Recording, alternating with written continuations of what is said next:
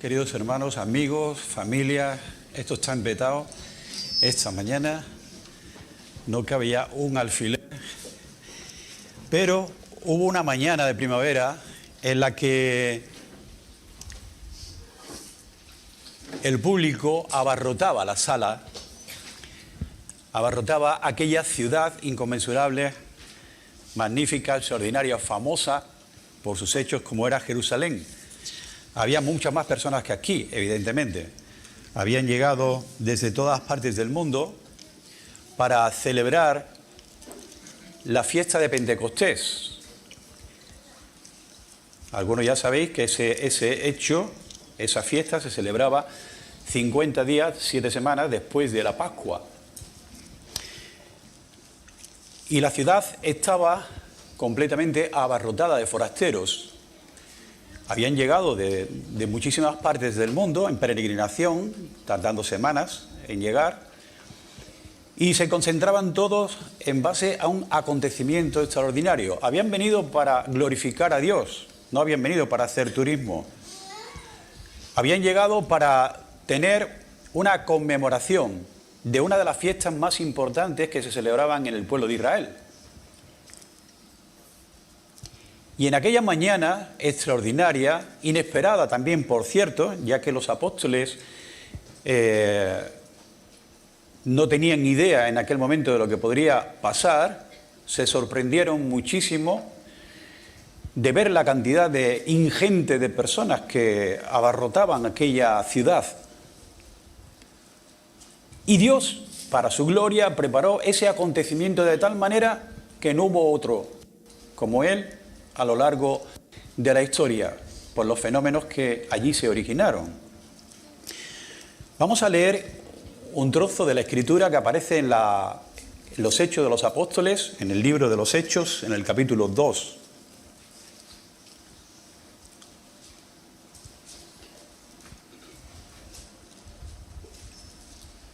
Versículo 22. El apóstol Pedro, uno de los apóstoles, se levantó y dijo estas palabras, entre otras muchas, pero vamos a recortar el mensaje, dirigidas a todos los israelitas que estaban en aquel momento pendientes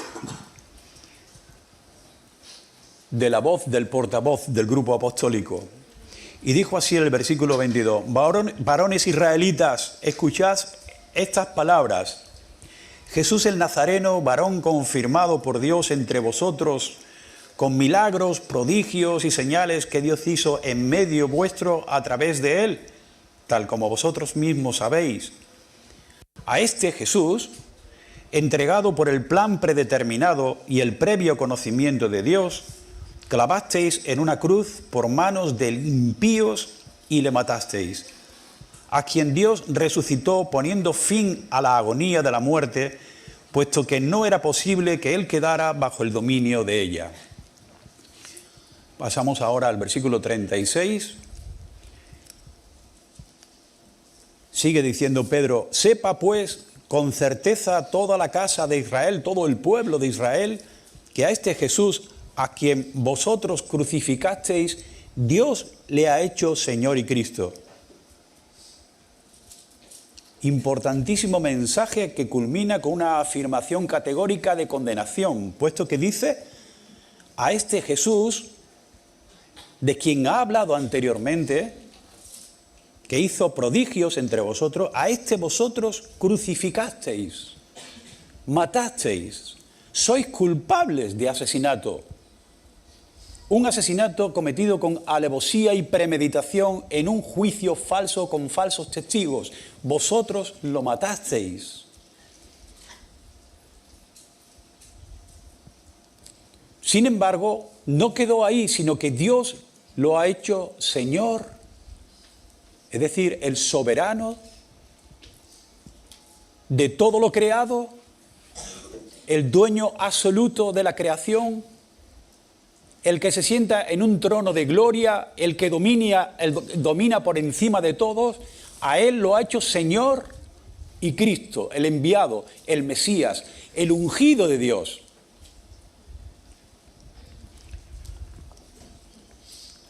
Al culminar estas palabras, dice, al oír esto, compungidos de corazón, dijeron a Pedro y a los demás apóstoles, hermanos, ¿qué haremos ahora? Porque tenemos un grave problema. Hemos asesinado a un inocente. Su testimonio fue santo delante de Dios y delante de los hombres. Y ahora resulta que nos sentimos, y porque somos culpables, hemos hecho algo que no podemos dar marcha atrás. ¿Qué podemos hacer? Porque si a este que matamos resulta que está vivo, el poder de Dios se ha manifestado de tal manera en él que ahora también es capaz de manifestarse en contra nuestra. Estamos compungidos, estamos temerosos, hemos hecho algo que ya no tiene vuelta de hoja. ¿Qué haremos? Y ahí es donde Pedro les dice, arrepentíos y sed bautizados cada uno de vosotros en el nombre de Jesucristo para perdón de vuestros pecados y recibiréis el don del Espíritu Santo, porque la promesa es para vosotros, para el pueblo de Israel en primer lugar, y para vuestros hijos, la siguiente generación, y para todos los que están lejos, para tantos como el Señor nuestro Dios llame. El apóstol Pedro, lleno del poder y del Espíritu Santo, lanzó este mensaje a una multitud incontable de personas que habían llegado a esa ciudad, como digo, para celebrar una gran fiesta. Y estaban ávidos de contemplar la manifestación de la gloria de Dios, como cada año. Este mensaje netamente evangélico nos muestra el Evangelio. Abarca tres cosas importantes que en esta mañana vamos a recordar y que ciertamente muchos de vosotros también ya conocéis. Es decir, en primer lugar, la obra de Cristo, en segundo lugar, la muerte de Cristo y en tercer lugar, la resurrección de Cristo. La obra de Cristo no es la manifestación de alguien que quiso sobresalir por encima del resto de los hombres, haciendo cosas que el resto de los hombres no podíamos hacer. La obra de Cristo es el testimonio pleno de Dios acerca del Mesías, acerca del que Él enviaba del cielo a la tierra, hecho hombre. Dios lo envió y dio testimonio por medio de él de que detrás de todo esto no estaba un accidente, una circunstancia que se le podía escapar de las manos, una casualidad. Estaba él en un plan predeterminado desde antes de la fundación del mundo. Y durante mucho tiempo Jesús anduvo haciendo bienes, milagros, portentos, señales, prodigios fabulosos, maravillosos. En algunos de ellos incluso cientos de testigos pudieron verificar que aquello no era un truco, que era el poder de Dios. Él fue el enviado por el Padre para el cumplimiento de una misión única y fundamental. No para hacer felices a los hombres, ni mucho menos, ni para que se les recordara en ciertos momentos al cabo del año. La misión del Mesías, la misión del ungido, la misión de Cristo fue quitar el pecado del mundo. Desde el comienzo de la humanidad nunca se había tenido la posibilidad de hacer esa obra, porque los sacrificios de la antigüedad no podían nunca quitar los pecados. En todo caso, disfrazarlos, blanquearlos, pero nunca quitarlos de en medio. Jesucristo estuvo en la tierra para ministrar la gracia de Dios, dando vida y vida abundante a los que estábamos muertos en nuestros delitos y en nuestras transgresiones, en nuestros pecados. Por medio de él obró prodigios en el pueblo, como he dicho, de muchos de los cuales, de esos milagros, fueron testigos cientos de personas a la vez. Él llegó a decir incluso estas palabras: si no hago las obras de mi Padre, si no las hago, no me creáis. No me creáis. Si no realizo aquello que el Padre me ha encargado realizar, no me creáis, no pongáis en mí vuestra fe. Pero si las hago,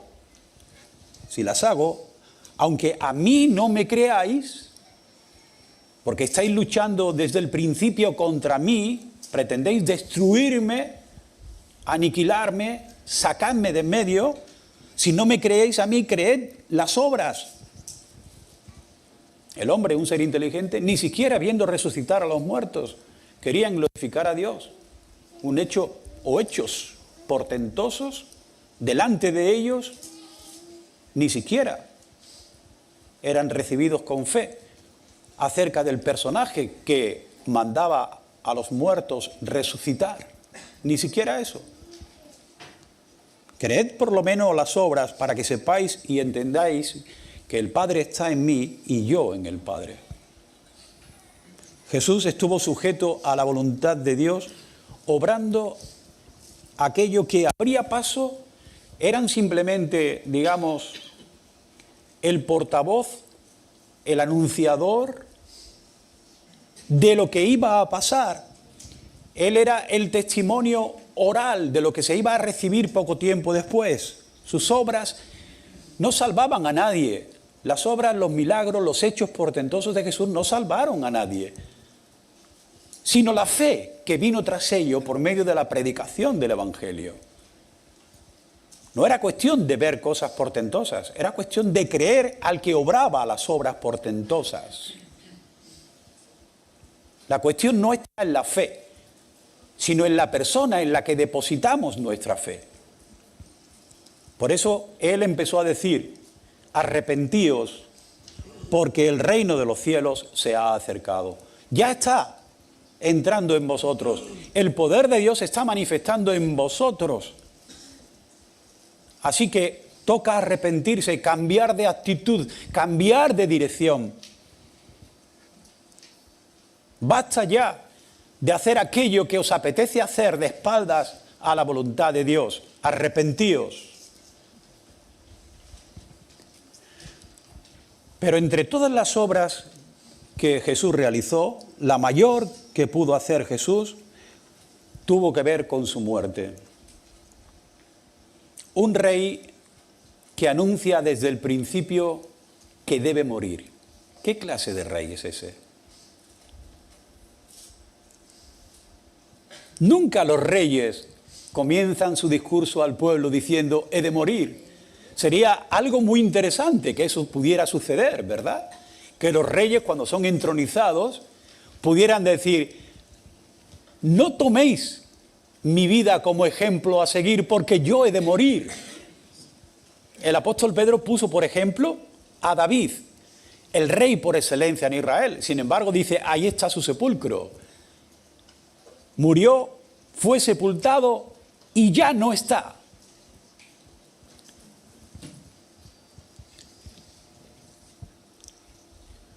Su muerte, la muerte de Jesús, no fue un accidente.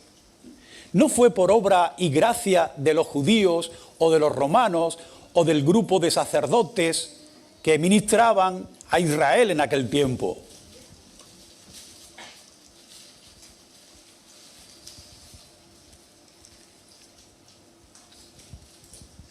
No fue un accidente que Dios no tuvo en cuenta y se le escapó el asunto de las manos. Se despistó y alguien tomó su lugar. Nada de eso. La muerte de Cristo ya estaba en el decreto eterno de Dios. Por una razón muy sencilla para nosotros. Porque la Biblia declara que sin sangre, habla de violencia radical, sin sangre no se hubiese podido consumar la redención de los seres humanos. Ya sabéis que en el Antiguo Testamento se presentaban los sacrificios y la sangre de aquellos animales inocentes cubría el pecado del pueblo. Así que sin sangre no había posibilidad de remitir el pecado definitivamente. Esa fue la razón por la que Cristo tuvo que venir a este mundo haciéndose hombre. El mismo Dios que creó los cielos y la tierra ahora habitó entre nosotros. Porque tenía que ser un hombre íntegro, perfecto, de total complacencia divina, el que tomara el lugar de los hombres pecadores. Un hombre por otros hombres, el lugar de otros hombres. Y que Dios aceptaba su sangre como el perfecto sacrificio por el pecado. Así que era necesario que Dios, al hacerse hombre en la persona de Jesucristo, tuviese que morir en lugar de los culpables. Al que era sin pecado y al que ningún hombre pudo probar en una sola ocasión culpable de pecado, Dios lo hizo pecado. Lo hizo en carne de pecado para que nosotros, los pecadores, fuésemos hechos justicia de Dios en él. Es decir, pudiésemos ser justificados, declarados justos. Un justo en lugar del culpable declara justo a los culpables. El bueno en lugar de los malos. La sangre inocente aceptada por Dios como pago total y definitivo por nuestros pecados. Su muerte en la cruz supuso el triunfo de Dios, el mayor acto de glorificación divina que su Hijo Jesucristo pudo realizar en su ministerio terrenal. Su muerte no fue nuestra muerte, sino que nos trajo vida. Su muerte no fue la destrucción de los seguidores, sino que trajo una vida nueva a aquellos que le siguen. Su sangre brotó como un manantial. ¿Para qué? Para efectuar la limpieza de nuestros pecados, de vuestros pecados. La gente tiene una idea del pecado un poco absurda, vana, cómica.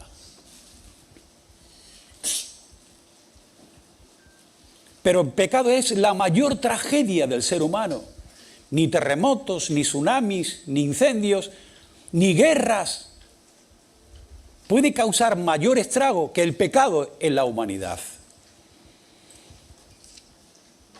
Porque del primer pecado surgen todos los demás. Es un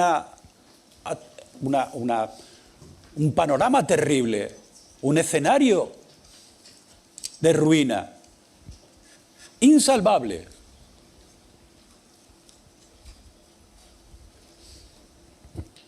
Su gracia se derramó a raudales y su victoria sobre Satanás fue aplastante, porque el enemigo de Dios quedó derrotado para siempre, quitándole el aguijón. Pero esa victoria contundente, el tercer punto, mediante su muerte en la cruz, hubiese quedado frustrada, es decir, no hubiese servido absolutamente para nada llegar hasta el Calvario. No hubiese servido absolutamente de nada si después de aquello no hay otra cosa, no hay otra acción de Dios que pueda superar a la muerte de Cristo en este sentido. Porque la aceptación por parte de Dios del sacrificio de Jesucristo supuso la resurrección del mismo Jesucristo. Porque Él prometió morir. Y además dijo que era necesario morir. No era algo accidental. Nadie me quita la vida, dijo Él. Yo la pongo de mí mismo. Yo tengo poder para ponerla y para volverla a quitar. No era un accidente generado por la mayoría de gente que luchaba contra Él. Pero Él también prometió resucitar. Si no lo hubiese dicho, hubiese quedado en la casualidad o en el robo del cuerpo, como algunos decían que había pasado, que sus discípulos habían robado el cadáver y se lo habían llevado.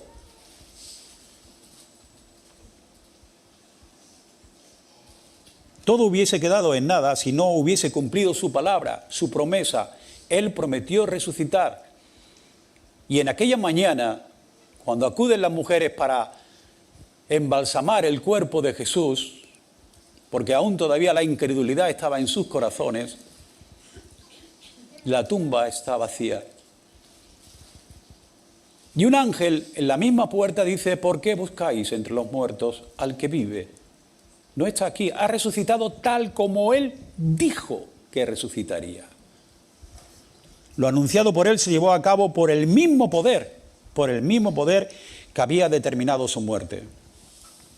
El Padre verificó su complacencia en la obra de Cristo al levantarlo de los muertos, haciendo que la tumba vacía diese testimonio, un testimonio evidente, aplastante, de que la muerte no le pudo retener, alzándose glorioso sobre toda potestad en el cielo y en la tierra.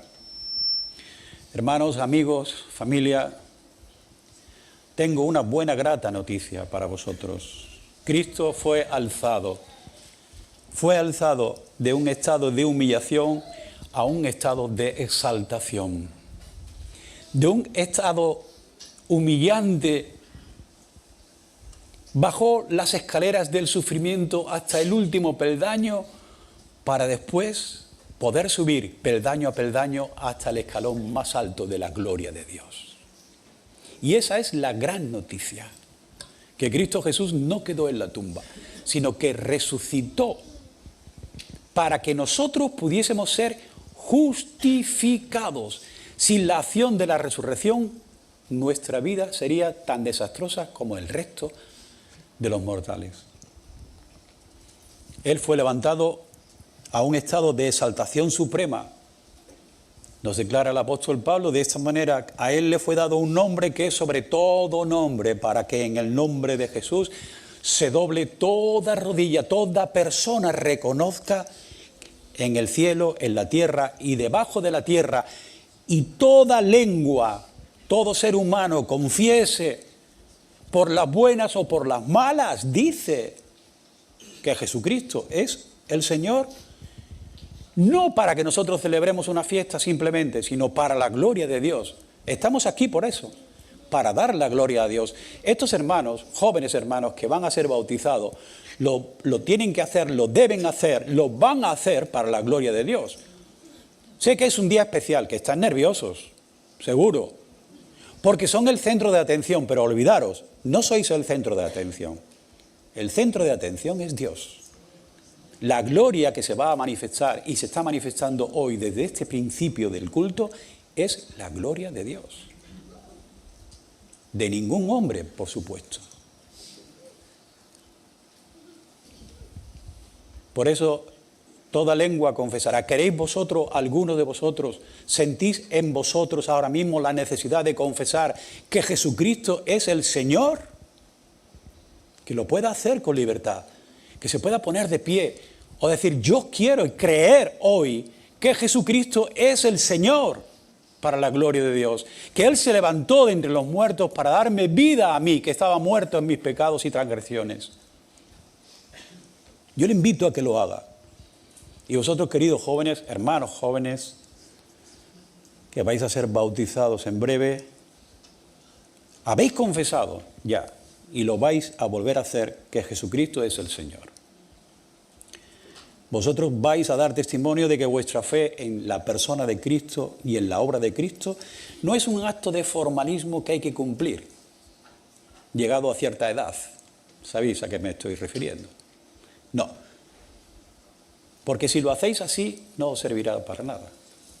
Es vanidad, simplemente. Es un día distinto al de los demás, pero ahí se queda. Aunque pudiera parecerlo, vuestra fe no debe estar fundamentada en la religión, no debe estar fundamentada en la iglesia local, no debe estar fundamentada en los pastores de la iglesia. Vuestra fe debe estar fundada, y así lo espero yo, en la muerte y resurrección de Cristo a vuestro favor. Ese es vuestro fundamento, no lo olvidéis. De ello va a depender toda vuestra existencia en este mundo. No cambiéis la dirección de vuestra mirada de fe, es esa. El que cree en el Hijo, dice, no en la iglesia, no en los pastores, el que cree en el Hijo tiene vida eterna. Y en otra ocasión el mismo Jesús dice: el que oye mi palabra y cree al que me envió, ¿qué tiene? Vida eterna. ¿Y qué le pasará? No vendrá a condenación. ¿Por qué razón? Porque ya ha pasado. No va a pasar ahora, no. Ahora van a dar testimonio de lo que ya ha ocurrido. Ya tienen vida eterna. Porque creyeron en la muerte y resurrección de Cristo, en la obra de Dios a su favor. Cuando Pedro terminó su mensaje aquella mañana, muchos se compungieron de corazón y preguntaron, intrigados y temblorosos, qué hacer ante el poderoso relato de Pedro. A lo que el apóstol le respondió, mirad, si queréis hacer algo, haced esto. Arrepentíos, en primer lugar. Cambiar de dirección. Si vas hacia el este, ve hacia el oeste. Si vas hacia el norte, ve hacia el sur. Ve en la dirección opuesta por donde caminas. Arrepentíos. Quitad de vuestro corazón el mal. Creed en aquel, dice, que el Señor Dios, nuestro Dios, envió y recibiréis el perdón de vuestros pecados y el don, el regalo que Él os dio y os da a vosotros, que es el Espíritu Santo como regalo precioso de parte del Hijo. Vosotros recibiréis posiblemente un libro, pero el mayor regalo que habéis recibido después de creer en Jesucristo es que también tenéis ya de su parte el Espíritu Santo. El bautismo es un acto de obediencia a Cristo. Es un acto sencillo, nada complicado de entender, porque a través de él transmitís una plena identificación con su muerte y resurrección, bajando a las aguas, explicitando así la muerte con Cristo y levantándoos de las aguas, explicitando así la resurrección con Cristo. Sois unos con Él en la muerte y en la vida. Morís con Cristo a una vida vieja, resucitáis con Cristo a una vida nueva. Esa es la expresión externa. La interna ya la habéis realizado. La interna ya está hecha. El día que creísteis, ya se realizó en vosotros ese milagro. Quizás no fue una expresión que lo sentiste como si fuese una corriente de 220 voltios. No es una cuestión de sentimiento carnal, sino espiritual. Resucitar con Cristo a una vida nueva. Sabéis que formáis parte ya del cuerpo de Cristo, que es la Iglesia, que es el conjunto de los redimidos, tanto de los que viven como de los que ya murieron. A eso la Biblia le llama la Iglesia universal, el conjunto de todos los seres humanos que han creído en Cristo Jesús, desde el principio hasta el final de los tiempos. Pero también pertenecéis a una iglesia local, que es una parte de la Iglesia universal. Y deberéis sentiros miembros del cuerpo de Cristo, formar parte de un mismo organismo, sirviendo a Dios con vuestros dones, con vuestros recursos, con vuestros proyectos, con toda vuestra mente, con todo vuestro corazón, con toda vuestra fuerza, mucho más ahora que sois jóvenes, que el Señor puede utilizaros más y mejor posiblemente si rendís vuestro corazón a su servicio, evidentemente. Desarrollar para su gloria una vida de santidad. ¿Y cómo se vive la santidad? Apartándoos del pecado. La santidad es consagrarse a Dios, vivir para Dios. Y no se puede vivir para Dios y para el diablo al mismo tiempo. O servimos a Dios o servimos a los propósitos de Satanás, y vosotros no estáis en esa segunda opción. Así que mostrar vuestra santidad de vida, apartándoos del pecado y buscando hacer siempre la voluntad de Dios, que es agradable para vosotros y es perfecta para vosotros. No esclaviza, no atosiga, no humilla al que se rebela contra ella, no. Es complaciente Servís a un Dios que tiene paciencia y va a tener paciencia para cosechar en vosotros el fruto del Espíritu Santo en toda vuestra vida. Así que de esa manera daréis un fiel testimonio del señorío de Cristo. Cristo es Señor en vosotros. Y es necesario que vuestra familia, vuestros amigos, vuestros compañeros vean a Cristo en vosotros. Cuando os comportáis como Cristo se comportó, viviendo en bondad, en misericordia, en amor, perdonando, sirviéndole, obedeciéndole. Es la mejor forma de publicar un evangelio. No es una ceremonia de iniciación la que tenéis en esta mañana, sino una continuidad de vuestra obediencia a Dios.